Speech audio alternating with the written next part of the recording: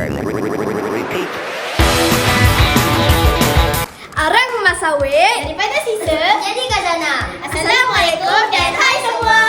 Kami dari SKM Kredibilitas 1 ingin memperkenalkan inovasi kami Arang emas sawit daripada sisa menjadi khazanah.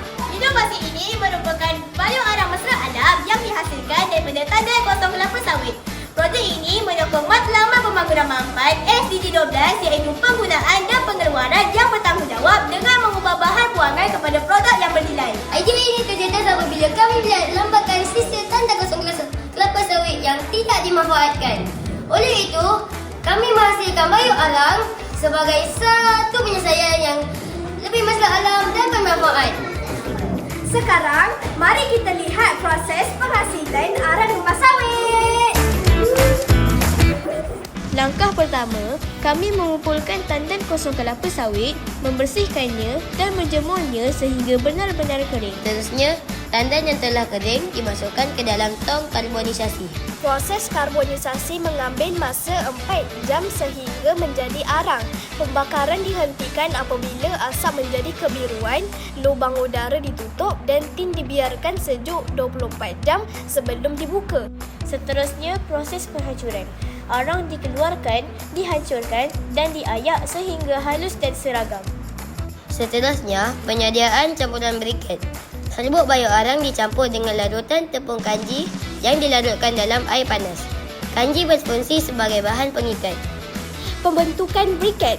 Campuran dimasukkan ke dalam acuan, dipadatkan untuk membentuk briket yang seragam dan kukuh. Briket dikeringkan di bawah cahaya matahari untuk mengurangkan lembapan dan meningkatkan kekuatan.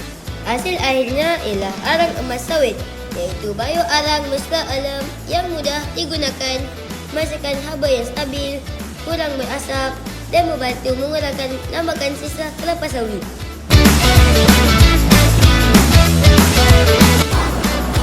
Hasilnya, kami telah berjaya menghasilkan briket bioarang daripada tandan kosong kelapa sawit. Kami telah berjaya menjalankan 3 ujian. Uji pertama ialah tempoh pembakaran. Satu briket mampu bertahan 35 minit. Uji kedua ialah ujian kekuatan. Satu briket tidak mudah pecah walaupun telah dijatuhkan dari ketinggian 7 meter. Uji terakhir ialah kemudahan penyalaan. Satu briket hanya mengambil masa 1 hingga 2 minit. Bagi menjadikan projek inovasi kami telah menjadikan kolaborasi strategik bersama pengurus dan MJ Endau Division 2 bagi mendapatkan sokongan bahan mentah iaitu tandan kosong kelapa sawit serta maklumat sisa datang. Selain itu, kami juga telah memperoleh sijil hak cipta terpelihara iaitu copyright bagi langkah-langkah proses penghasilan inovasi kami. Kami juga telah berjaya menjual 21 kotak arang emas sawit dengan harga RM3.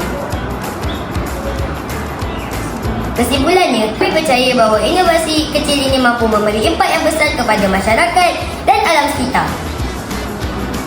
Sisa hari ini ialah khazanah untuk masa hadapan.